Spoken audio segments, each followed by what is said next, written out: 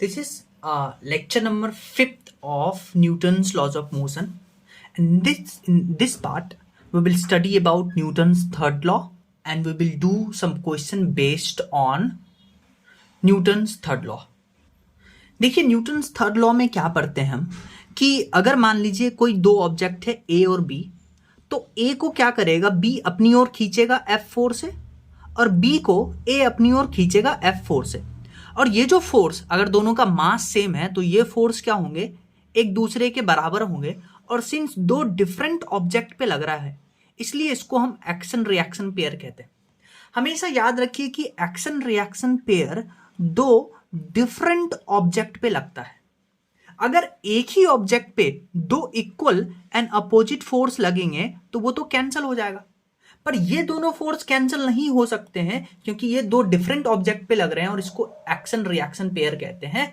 Always equal in magnitude and opposite in direction, इसको बुलाते हैं एक्शन रिएक्शन फोर्स। अब कुछ इंपॉर्टेंट पॉइंट्स हैं, आप वीडियो पॉज करके इस पॉइंट को रीड कर लीजिए। नेक्स्ट हमारा इंपॉर्टेंट एप्लीकेशन है न्यूटन्स थर्ड लॉ का and that is rocket propulsion. तो हम सीखेंगे कि कैसे रॉकेट में हम न्यूटन्स थर्ड लॉ लगाते हैं।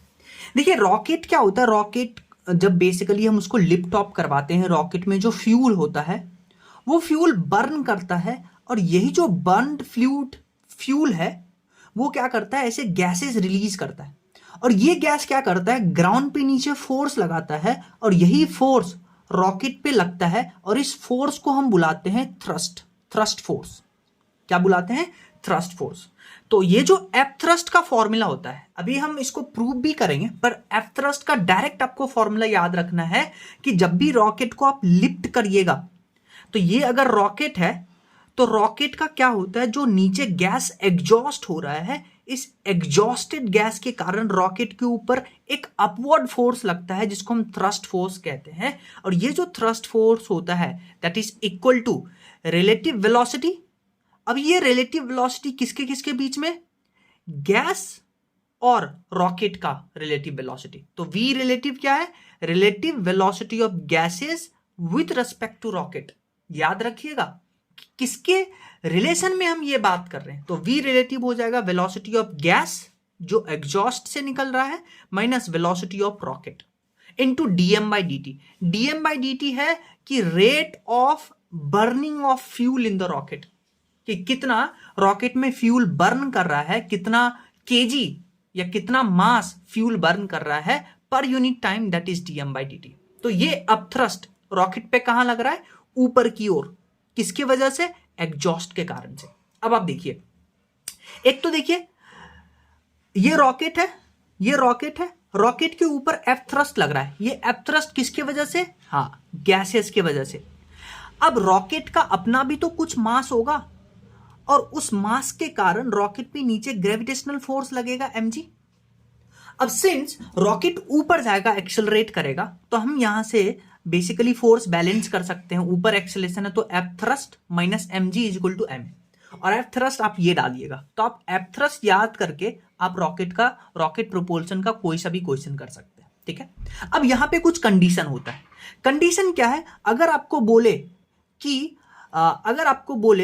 कि वो एफ थ्रस्ट बताइए, मतलब अगर आपको बोले कि रॉकेट जो है जब ऊपर एक्सेलरेट कर रहा था, ठीक है, तो इस गैस के कारण कर रहा था। अब आपको बोले कि अगर रॉकेट कांस्टेंट वेलोसिटी से ऊपर जा रहा है, एक्सेलरेशन हमने हटा दिया, तो यहां पे एक्सेलरेशन अगर हटा देंगे तो पूरा ma 0 हो जाएगा। तो जो अपथ्रस्ट रॉकेट के ऊपर लग रहा है वो रॉकेट पे जो ग्रेविटेशनल अट्रैक्शन है उसके बराबर आ जाएगा। कब, when rocket is moving with constant velocity, acceleration 0 कर देंगे।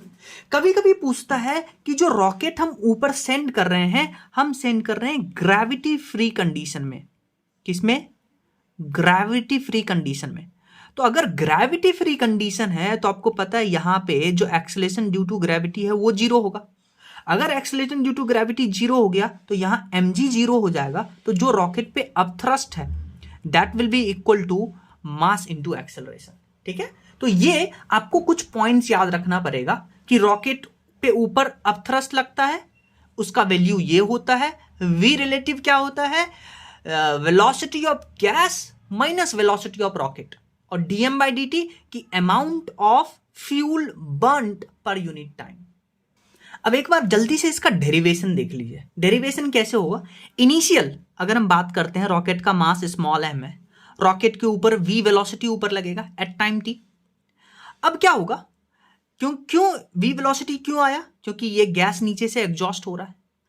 dt टाइम बाद यानी t प्लस dt में रॉकेट से कुछ फ्यूल बर्न कर जाएगा, यानी रॉकेट का पहले मास m था, तो dm जो फ्यूल है, मास है, वो बर्न कर गया, तो रॉकेट का अब मास हुआ m माइनस dm, और कुछ वेलोसिटी बढ़ गया होगा क्योंकि गैस जो है नीचे फोर्स लगाएगा, तो velocity of rocket change bye v plus dv, और v क्या है? वेलोसिटी ऑफ गैसेस, और dm गैसेस जो है वो एग्जॉस्ट हो गया है।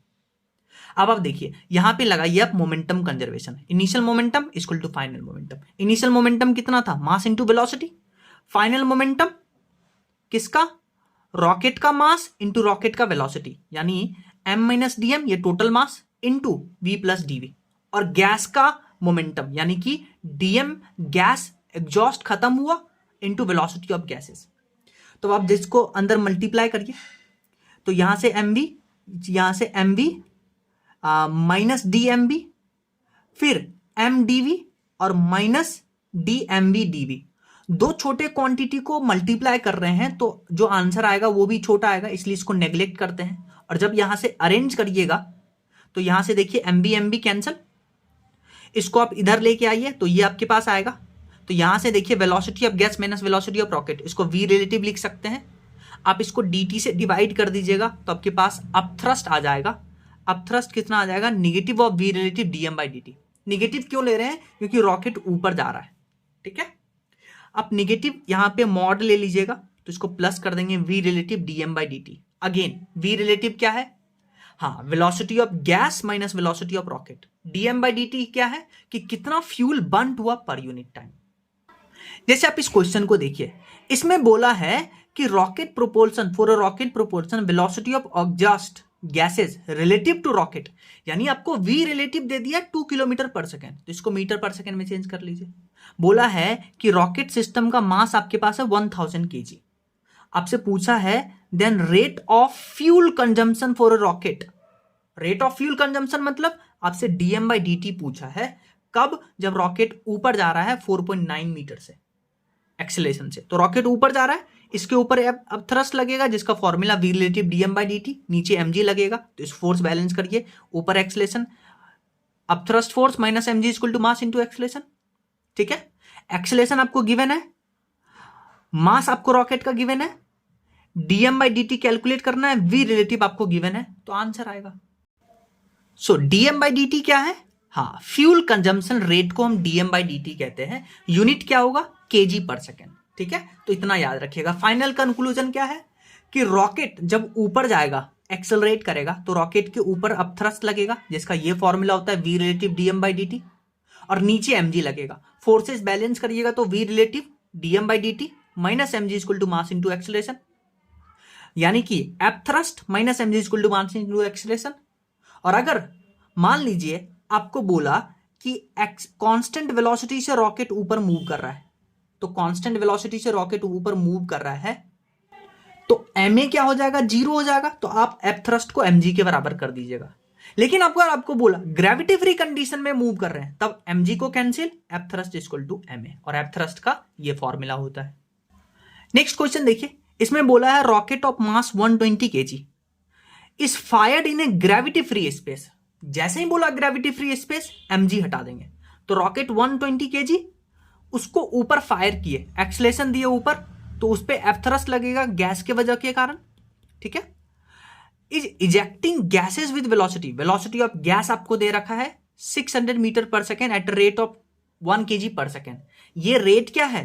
ये रेट है वेलोसिटी ऑफ जो बेसिकली फ्यूल कंजम्पशन हो रहा है। तो dm by dt आपको गिवन है 1 kg। तो आपसे पूछा एक्सेलेरेशन, तो आपको बनाना है यहां पे क्या बनाना है?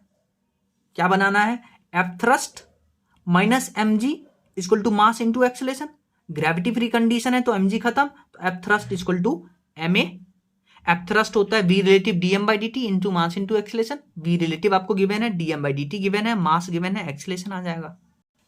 नेक्स्ट देखिए, नॉर्मल जो होता है वो सरफेस के परपेंडिकुलर लगता है। जैसे मान लीजिए ये लैडर है, तो जहां पे कांटेक्ट होगा उसके परपेंडिकुलर नॉर्मल लगेगा। और सिमिलरली ये लैडर भी इस पे इधर फोर्स लगाएगा, पर हम इसको यूज नहीं करते हैं। नॉर्मली जो सरफेस लैडर पे फोर्स लगाता है उसकी बात करते हैं, ठीक है। और अगर आपके पास एक स्फेरिकल बॉल है, इसमें मास रखा हुआ है, तो आप याद रखिएगा कि स्फेरिकल में जो नॉर्मल लगता है वो स्फेयर के सेंटर से पास होना चाहिए। So in spherical shape normal should pass from centre.